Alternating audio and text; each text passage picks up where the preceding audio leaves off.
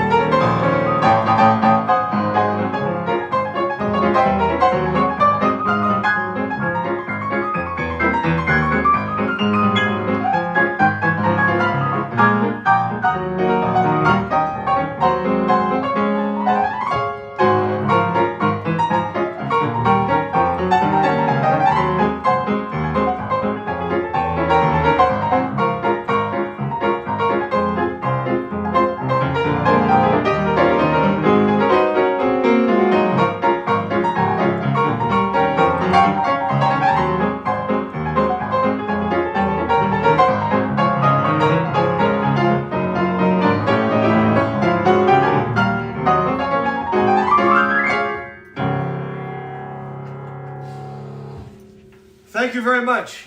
Junk Man Rag. Very much the way Lucky Roberts himself played it. The sheet music in those days that was published for the general public was very much simplified, and that piece of music was written in C, but Lucky Roberts himself played it in C sharp, which is a little bit more difficult. And so he was one of the first black piano players in Harlem to have his music published, but As I say, his style was a little bit more like ragtime than anything else.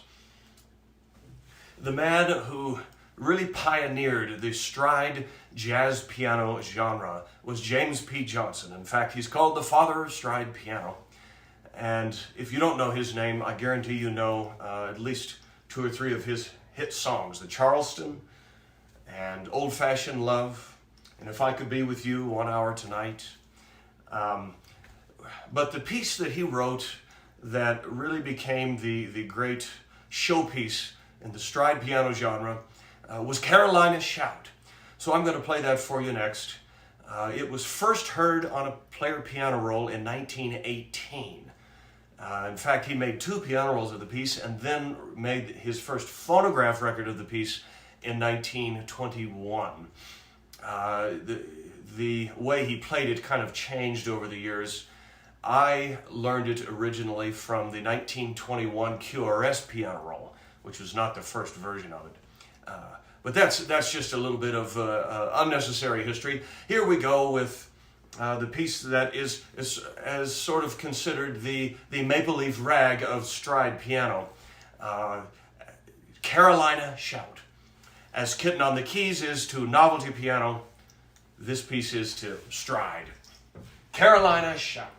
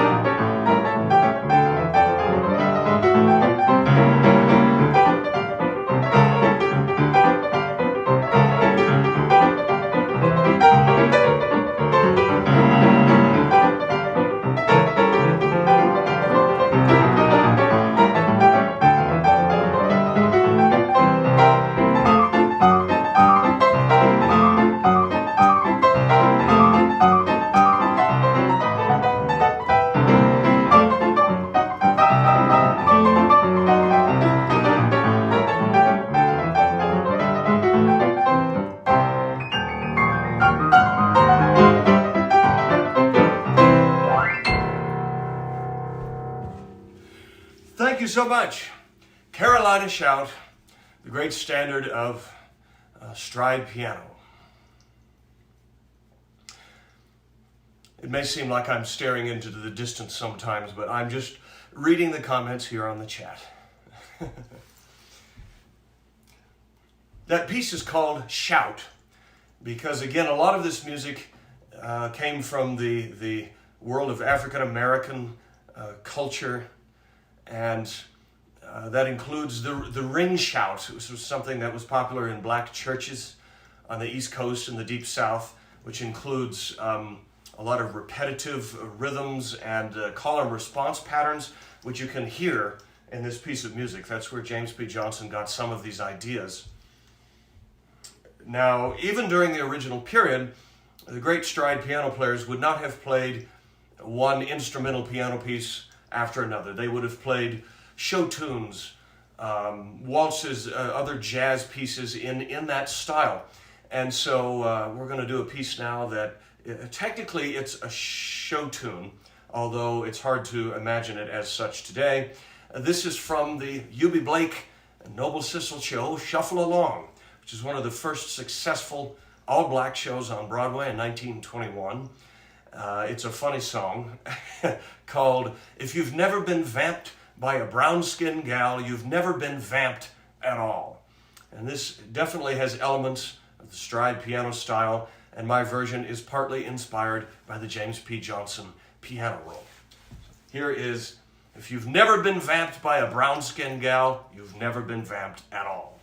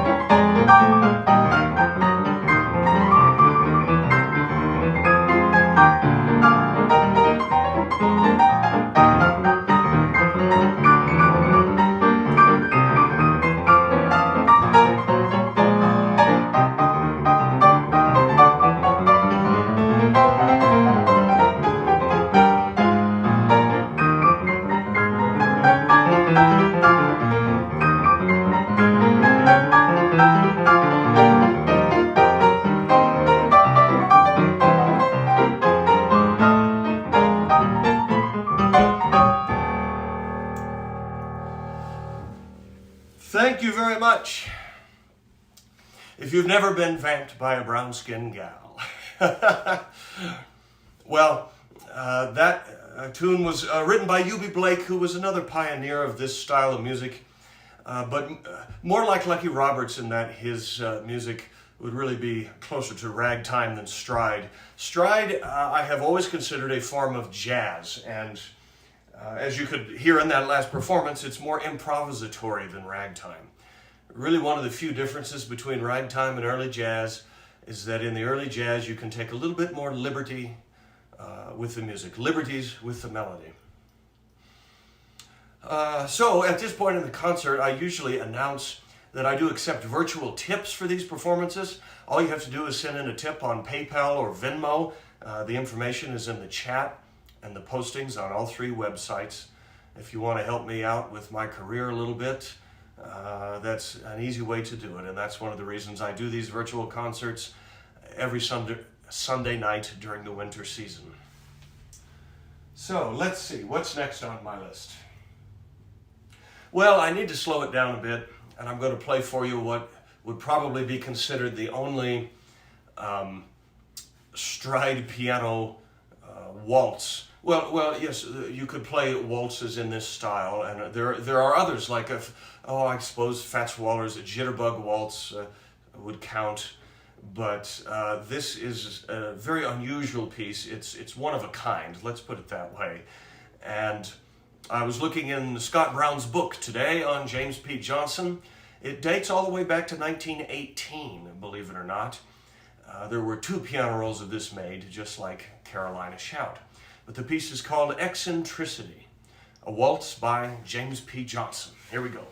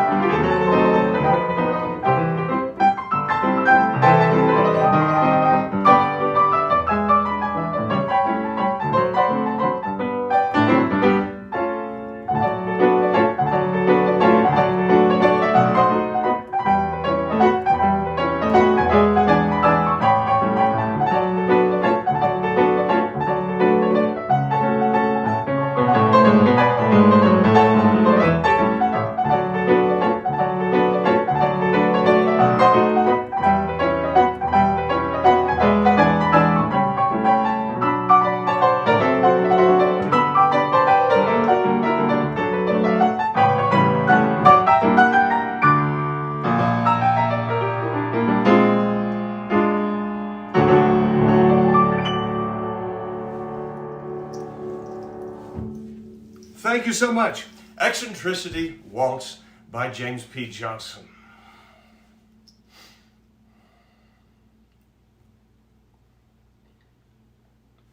Let me double check all the websites here. Looks like everything's working on Facebook. Nice to have you listening tonight, Ted. Thanks for tuning in.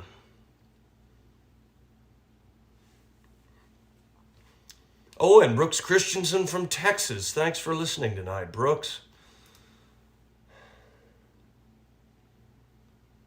Yeah, already up to 165 viewers total. That's awesome.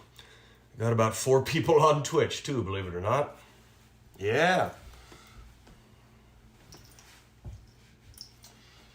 When it comes to stride piano, I have found it a little bit easier to learn the music off of the player piano rolls than from the sheet music. And one of those reasons is because the sheet music in those days was greatly simplified. You're not really getting the entire piece. And I distinctly remember I was about 14 years old. One of the legendary piano roll collectors in the entire country, Mike Montgomery, he gave me a piano roll of James P. Johnson's Harlem Strut. This was the first piano solo record that James P. ever made. I learned it off the piano roll, and honestly, I haven't played it in a long time. I'm not sure if I've done it on a virtual concert yet or not. So, here from 1921 is another one of the great James P. Johnson showpieces called Harlem Strut.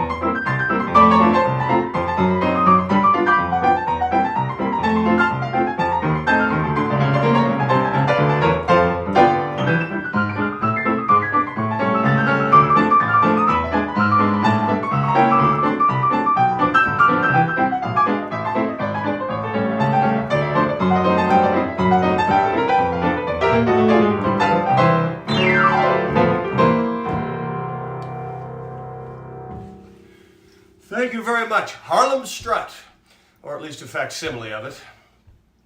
It's a very difficult piece to play. In fact, the stride piano is very demanding music. That piece is an excellent example of why the music is called stride. It's because the left hand strides very far over the bass. A lot of people mistake the stride left hand for ragtime. It's not. A ragtime bass is more like a marching bass.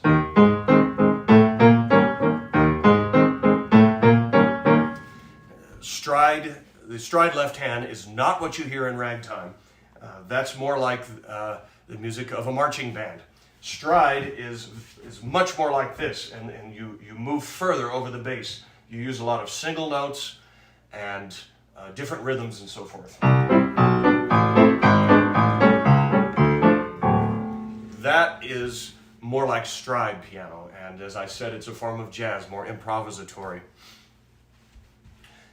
The term stride is not necessarily a historical term, which is why I haven't used it for one of my virtual concerts, because it's really a form of jazz. A stride, the term was not around during the original period. This music was at its height of popularity in the 1920s and 30s, and the term stride has only been traced to the 1940s, 40s or 50s in some old jazz magazines. That's the history of the term.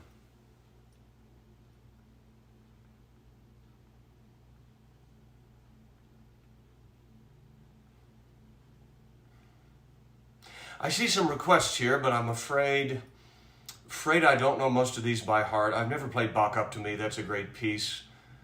Are You From Dixie? Waiting for the Robert E. Lee. Those are the wrong era for tonight. Those are all ragtime era songs. I mean, I'm happy to play requests as always, but I'm probably going to stick more to the theme for tonight's concert. Amy says, this is why you practice those scales. Well, it's been a long time since I've done that.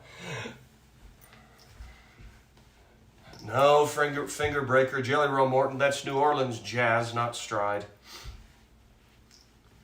Oh, I see a request here that I could do. I'm certainly going to play lots of Fats Waller's music tonight. Fats was, way back, he was one of James B's piano students. And Max Libertor just asked me to play one of my favorite songs called I've Got a Feeling I'm Falling, written by Fats Waller in 1929. That was his big year for some reason. I don't know why. This is one of his hits, recorded by Gene Austin, among many other pop singers of the day. I've Got a Feeling I'm Falling.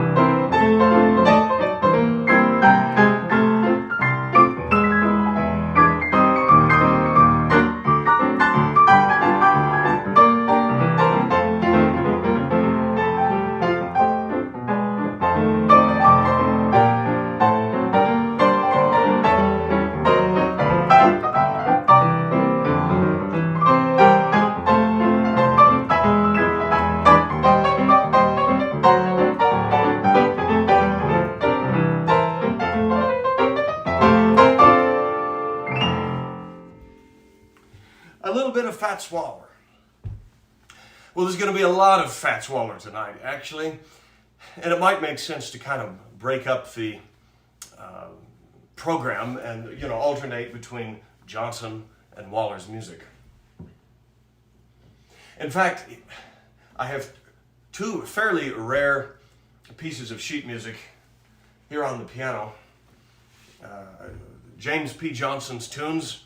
Here is the original edition of one of his hits called If I Could Be With You 1 Hour Tonight. And this copy with the orange cover is kind of hard to find. It took me years to find this. This is one of the standards that Johnson wrote. Lyrics by the prolific African-American songwriter Henry Creamer. And I think Gene Austin recorded this too. That's kind of funny. He recorded a lot of Fats and James P.'s music. So here we go with If I Could Be With You 1 Hour Tonight.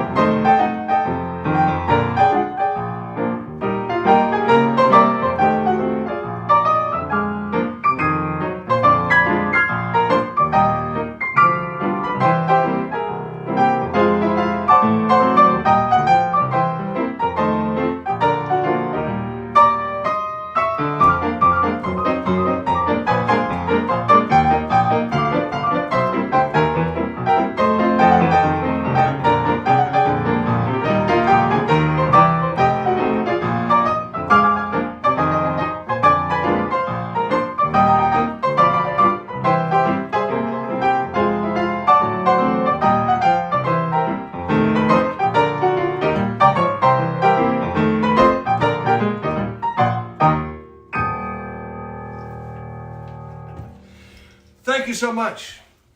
If I Could Be With You 1 Hour Tonight. Well, now, hopefully, all of you know this next piece. I have to play this tonight, and I'll tell you the story behind it, straight out of Scott Brown's book on James P. Johnson. Jimmy Johnson, as he was known to his friends, was playing at a place called the Jungles Casino in New York, and this goes back to about 1913 or so. And there were a whole bunch of dancers who had come to this nightclub. It's called either the Jungles Inn or the Jungles Casino. And they had come from the Deep South. And so Jimmy Johnson wrote a bunch of dance tunes for them. But there was one in particular that they all loved, and they made him play it over and over again. Well, about a decade later, Johnson was writing the music for the Broadway show Runnin' Wild, and he used this tune, and he named it after the town down south where all the dancers had come from, which was Charleston. And here is the rare first edition with the original cover from the Broadway show Runnin' Wild. This is the Charleston. Very much the way James P. himself played it on a player piano roll for QRS in 1925.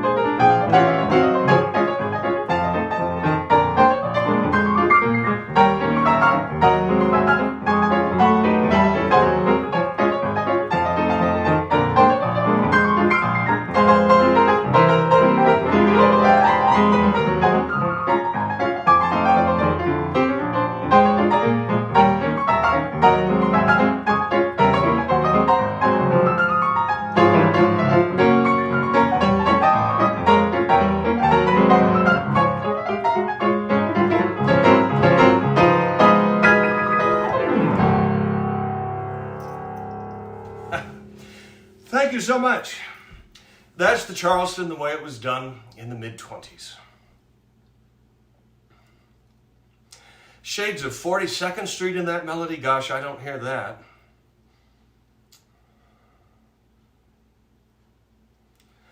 Oh, Charles made a comment about Mike Lipskin. He says he used to play the piano at the Nicasio Inn. This must be in Marin County somewhere. Yeah. Mike Lipskin lives in the San Francisco Bay Area, and he's really the only living member of the second generation of stride pianists. He's the last of the proteges of Eubie Blake and Willie the Lion Smith, who the Lion was his great friend, but Mike also knew Lucky Roberts personally and many other people like that. Cliff Jackson was one of them. Max says, love the random key changes you throw in there. Yeah, the last chorus of my arrangement of that piece is from a record of Roy Bargy with Isham Jones Orchestra, and I've always loved it. Yeah, of course, Terry Waldo was Eubie Blake's protege, but Mike was a protege of all of the great stride pianists who were still alive. That includes Willie the Lion Smith, especially. We'll play some of his music maybe in the second half of the concert. Let's go back to Fats Waller, because I plan to do quite a bit of his music tonight. And let's see, which one should I do next? Let's do a couple of more of the tunes from 1929. That was Fats's big year. He wrote Ain't Misbehavin', Honeysuckle Rose, and Handful of Keys, all in the same year. So let's do Ain't Misbehavin' first, complete with the original verse to the song, which not very many people play. So here we go with Ain't Misbehavin'.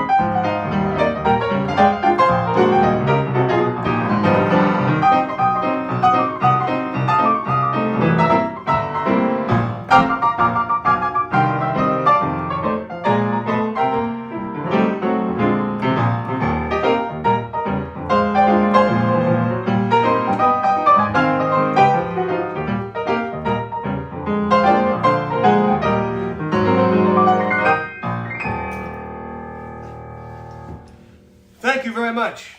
Ain't Misbehavin', complete with the original verse. I'm seeing some interesting comments here on YouTube. Somebody started this. Ever considered singing too, Adam? This is from Sue Lee. Well, I'm not very good at it. I did study solfege in college, but my opinion is that people who can't sing shouldn't. And then the next question is, does ragtime even have lyrics to the pieces? Well, what I'm playing tonight is not ragtime. And second of all, yes, almost all of them do have lyrics. There are, a few instrumental piano pieces that I'm playing tonight that don't have words. And the traditional classic piano rags don't have words. But otherwise, almost all these songs do have lyrics. Such as this one, which is called Honeysuckle Rose. This is an arrangement of the piece that I worked up for the World Championship a number of years ago. These two songs, Ain't Misbehavin' and Honeysuckle Rose, were written for a black revue in Harlem, which was called Connie's Hot Chocolates. It wasn't a Broadway show per se, but it was a stage show, you know, with big stars of the time, kind of like the Cotton Club, for instance. And over the years, this became an immense jazz standard. So here's Honeysuckle Rose.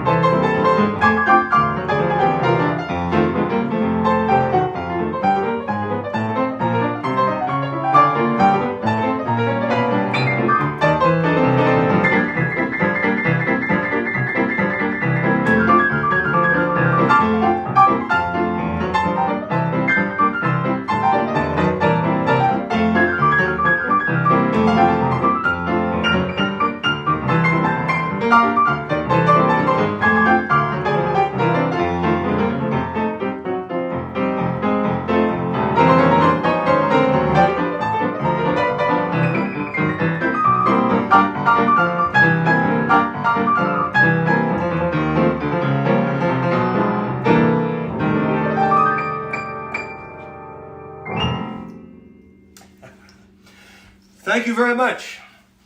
I put the same ending on Honeysuckle Rose that Fats used on Handful of Keys. In fact, let's keep going with the great Fats Waller, the one and only, and do his... Now, this is an instrumental piano piece that doesn't have words.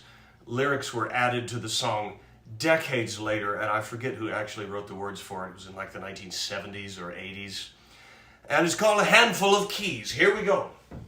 Very much the way Fats played it on his original record in 1929.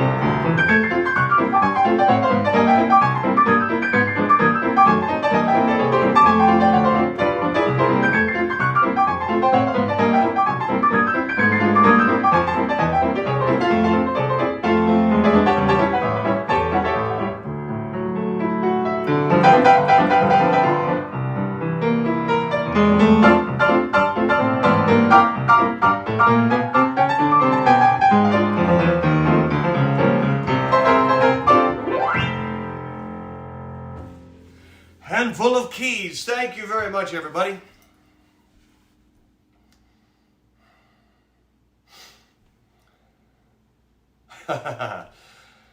Charles, that's amazing. He says he was born the same year that Lambert flew across the Atlantic. Well, you know, that means you were a little baby when some of these songs came out. You were a little kid. I'm going to play two more Fats Waller songs for you. Well, I'm on a Waller kick. Rather than mixing it up, I'm just going to play them now. And these are from a Broadway show that Fats Waller wrote. I'm not sure how many of his shows were really on Broadway. I don't know that there were that many of them. You know, most of them were at nightclubs in Harlem and that sort of thing. But the show is called Early to Bed. And the show was produced the same year that Fats Waller died, sadly, in 1943. So here's the cover of the music from the show.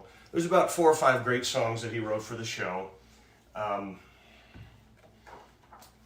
don't really need the music, but I'm going to open it up just in case anyway.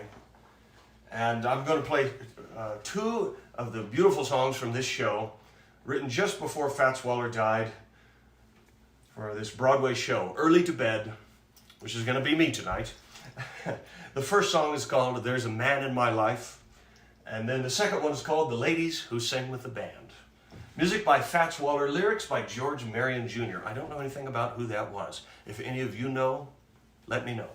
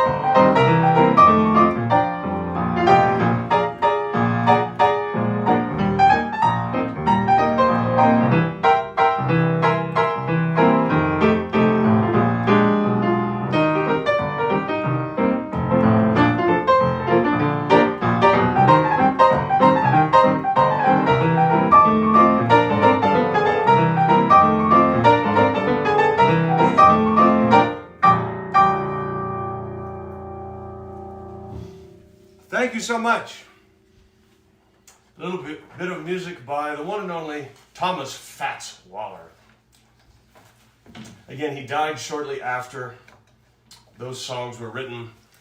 He had just made the movie Stormy Weather out in Hollywood, and he was riding a train back across the country to New York, and he died at the age of 39 in Kansas City on his way back to New York. Fats was probably the best known of all the stride pianists. In a sense, he eclipsed his mentor, James P. Johnson, because Fats was in all these movies and had records that sold many more copies, I'm sure, than James P. So Fats Waller is well remembered and well loved. There was almost no one who could play as good as he could. One of the things I find funny about Fats is that he had in his contract that he absolutely would not be required to play any boogie-woogie. If you wanted to hire him to play a show or a concert, there was no boogie-woogie. He thought that was too low down for him. But it's already after 7 o'clock here in Durango, Colorado. So a quick reminder that I do accept virtual tips for these concerts. If you're so inclined, there's both PayPal and Venmo information in the postings on all 3 websites. A small tip here and there helps me with my career a lot. And if you don't trust PayPal, there's a P.O. box on my website for checks as well.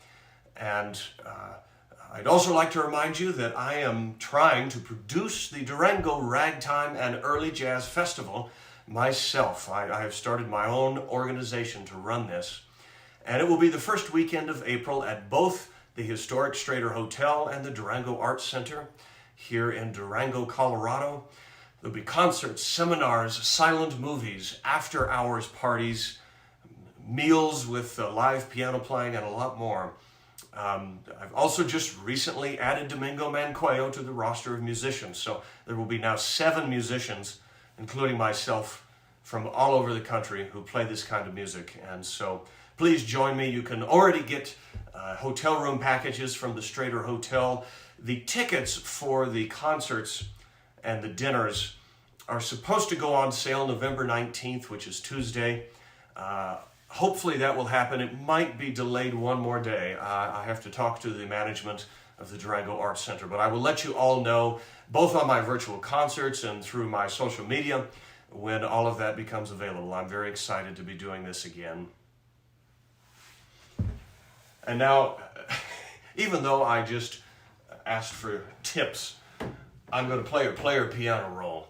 As I said, I have loved learning this music off piano rolls, and the one I picked for tonight, I played through a number of James P.'s piano rolls tonight. They're all remarkable. He worked for QRS for a number of years during the height of the golden era of American popular music in the 1920s. And,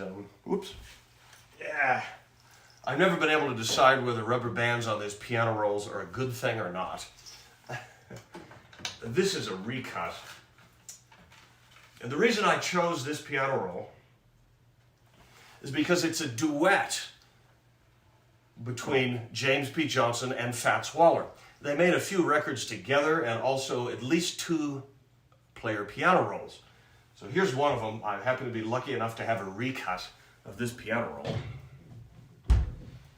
And it's called Cryin' for My Used to Be.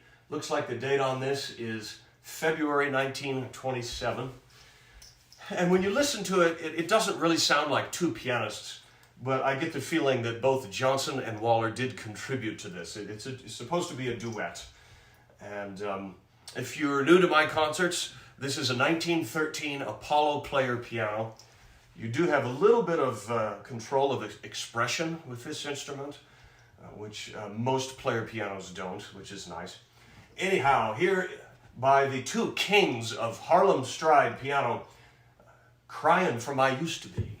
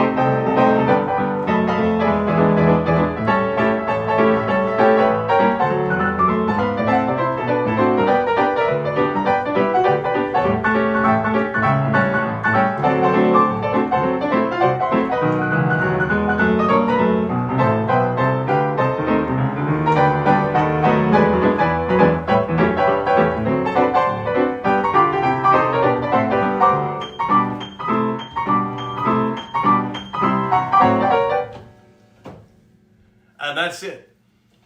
Crying for my used to be.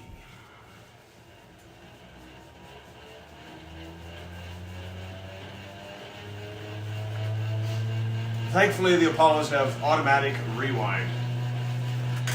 I wish they had automatic tracking, but at least they have automatic rewind. A little bit of stride piano on a player piano roll. Well, now let me see. I made the point earlier that even during the original period, the stride pianists didn't just play instrumental piano music. They played show tunes and other popular music of the day. And here's one of the songs that seems to have been very popular with the stride pianists. Fats Waller recorded it. The first time I heard this, I think, was the great sort of obscure stride pianist Donald Lambert, who played in bars in New Jersey.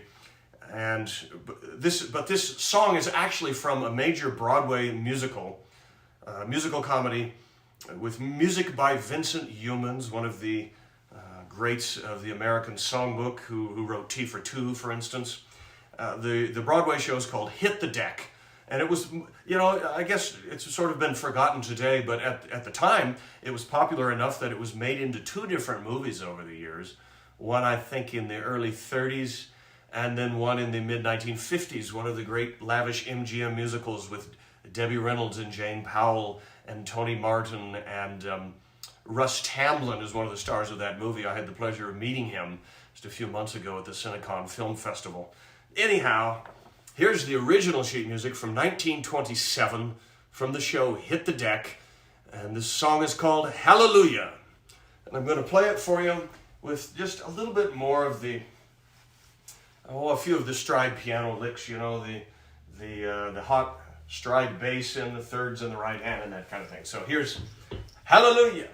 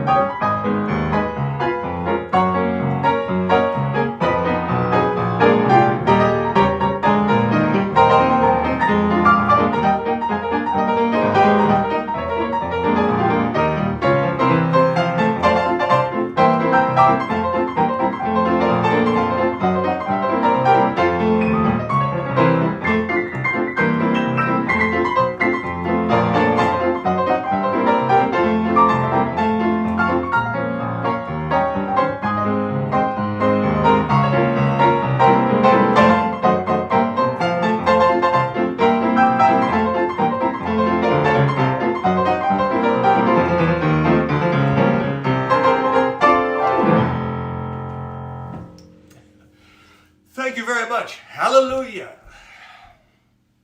Anybody recognize that song? I would hope so, anyway. Now, let me see. Well, I do have to represent Willie the Lion Smith. I see a request here for Lucky Roberts. I did do one at the beginning of the show, but it's time for Willie the Lion now. And he was kind of the third in ranking among the great stride piano players, along with Johnson and Waller. I have never loved Willie's music quite as much, although I shouldn't say that because it's really terrific. How do I put it? I think he was even more gifted as a composer than perhaps a flashy pianist. I hear a lot of Willie the Lion's influence and Duke Ellington's music with his sophisticated harmonies and so forth. They were friends, so it makes sense. This is not a slow piece, but it's very different. So to change things up, I'm going to play one of Willie the Lion's piano instrumentals, one of his stride piano solos. This one's from 1934, I believe. And it's called Rippling Waters. I have always liked this. It was the first of Willie's pieces that I learned. So here's Rippling Waters, Willie the Lion.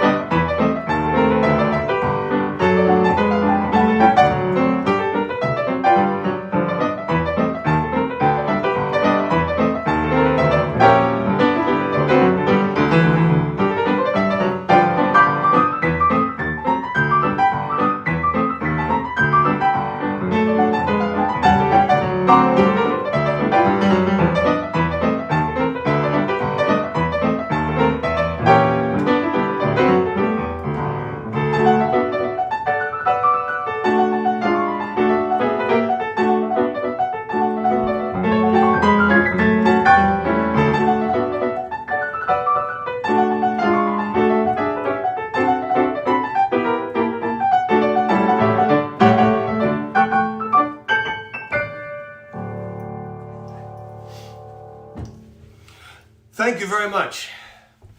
I've only ever played two pieces of Willie the Lion, so I'm going to do them for you now back to back. And this one was actually the first piece he ever had published. I also learned this for the World Championship of Old-Time Piano Playing, and it's called Keep Your Temper. Donald Lambert had a really great version of this, but mine is based more on the original sheet music, the way that Willie the Lion Smith himself played the piece. So here's Keep Your Temper.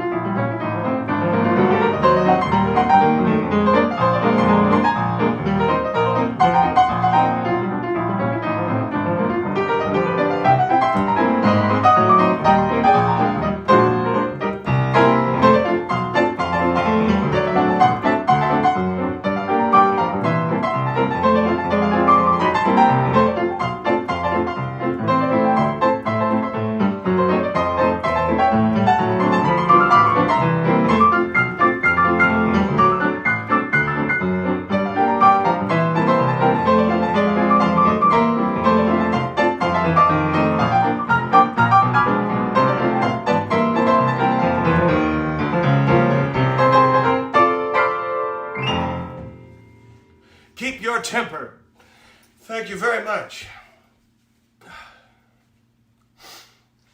Oh, that's funny.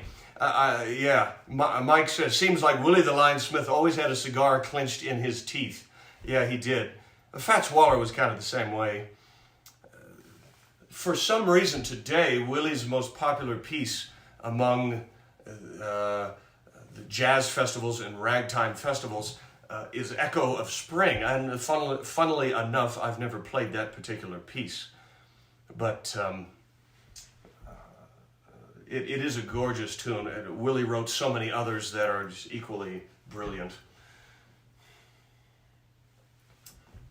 Well, I've mentioned a couple of times one of the great virtuosic stride pianists who never had any commercial fame per se, but his name was Donald Lambert. He spent most of his life playing at bars in New Jersey.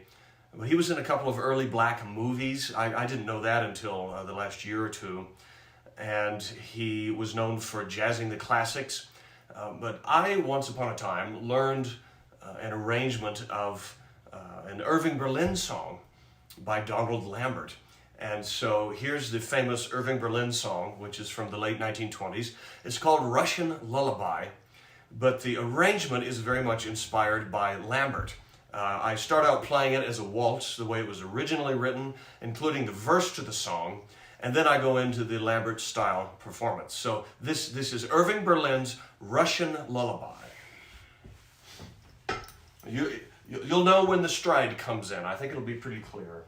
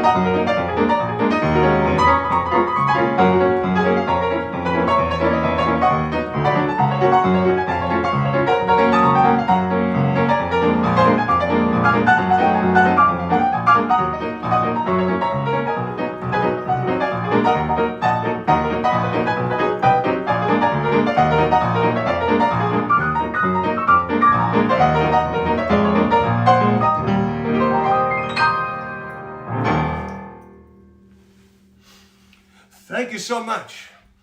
That's Irving Berlin's Russian Lullaby in the style of the great stride pianist Donald Lambert. No, Max, the key changes are not in that piece. That's not really the way that was written. And I'm not following a transcription of Donald Lambert either. I'm just playing the piece in his style. I used to use jazz piano transcriptions to try and learn the music, but I realized it's very difficult to do, for one thing, because they can be, when someone's improvising, well, if you have to write that out on the page, it could go on for 15 pages, So I cheat and I use the player piano rolls. I think that's easier a lot of the time. No, I'm afraid I don't know Alligator Crawl by heart. Kelly Kaufman just asked me for a request. I might play that for you, Kelly. I've got some time to do it, for sure. She asked me for kind of a standard, a swing tune from the 1930s. And this was written by the British bandleader Ray Noble. Became a big hit among the big bands of the late 30s. It's called Cherokee. And this fits in because that's the era of stride piano, and I do kind of play the piece in stride. And so like I said, it fits in very well. This is the type of tune that stride pianists would have often played. Here's Cherokee by Ray Noble. This is my own arrangement of it with a little bit of stride and a little bit of boogie-woogie.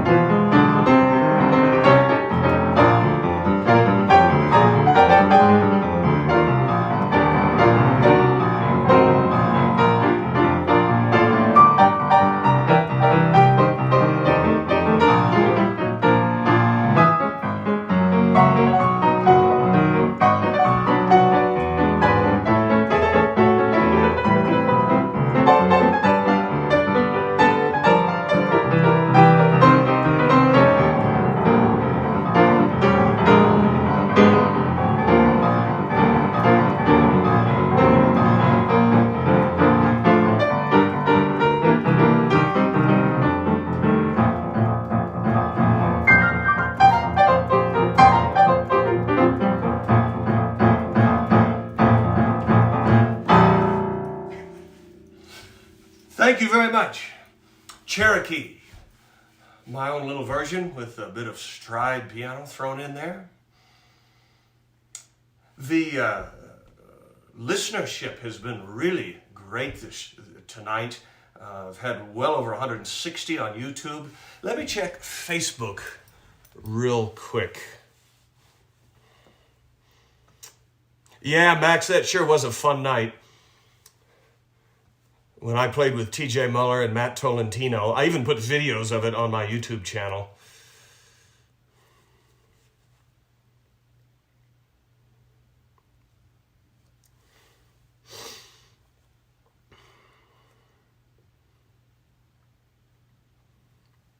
Wow, pretty much.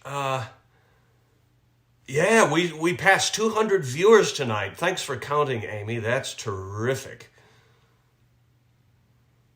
I'm reading some of the comments I've been missing here on Facebook.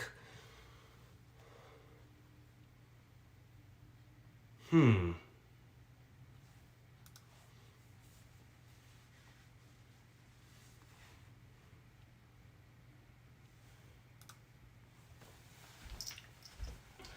think we've surpassed 200 total, that's for sure. Don't forget to hit the like button and subscribe for me on all 3 websites. I appreciate it. It helps me gain a following so that I can play this music for even more people. I'm going to play one more show tune for you, which is one of these pieces that I play with a bit of stride piano style in it. And I played this for the star of the Broadway show. Her name was Patricia Morrison. She became the star of Cole Porter's Kiss Me Kate on Broadway in 1948. I met Patricia 3 times. I actually played the piano for her twice at her apartment in Los Angeles. And at the time, I was embarrassed. I had never heard the music from the musical Kiss Me Kate. And so I learned this piece to play for her. And I didn't know that it was supposed to be a slow ballad, a beautiful ballad. So I turned it into a hot sort of stride piano piece. And she seemed to love it. So I've been playing it that way ever since. Here's the beautiful So in Love from Kiss Me Kate.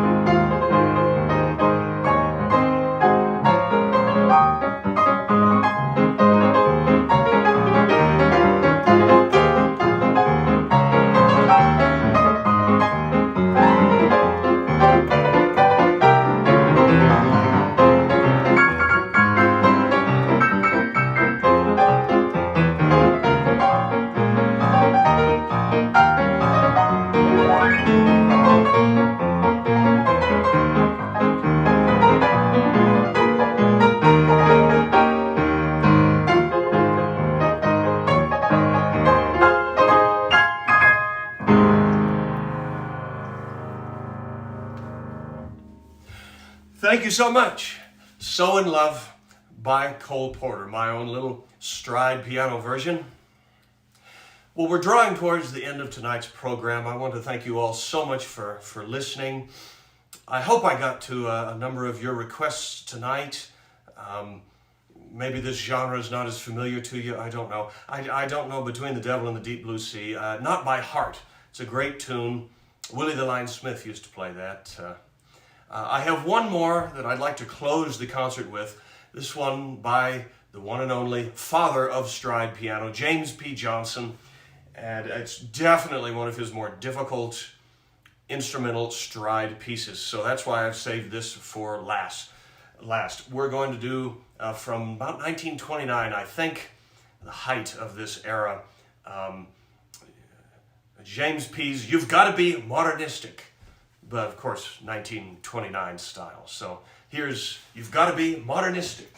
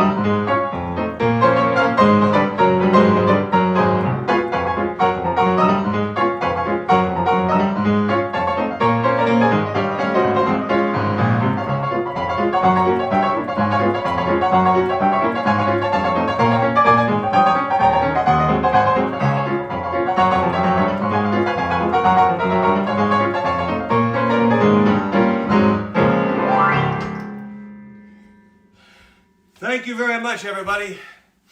Well, I'm worn out. James P. Johnson's You've Got to Be Modernistic. All right, well, again, thank you so much for listening tonight, folks. It's great to have so many of you with us. I'm enjoying doing this every week again, and so I'll be back next week with another virtual concert. I don't know what the theme's going to be. I haven't thought that far ahead yet, but I will announce it on my social media as usual. Thank you so much for the virtual tips. It's very helpful, especially during the winter season. I appreciate each and every one of you. And look for some announcements this week when tickets go on sale for the Durango Ragtime and Early Jazz Festival as well. Thanks so much, and good night for now, folks.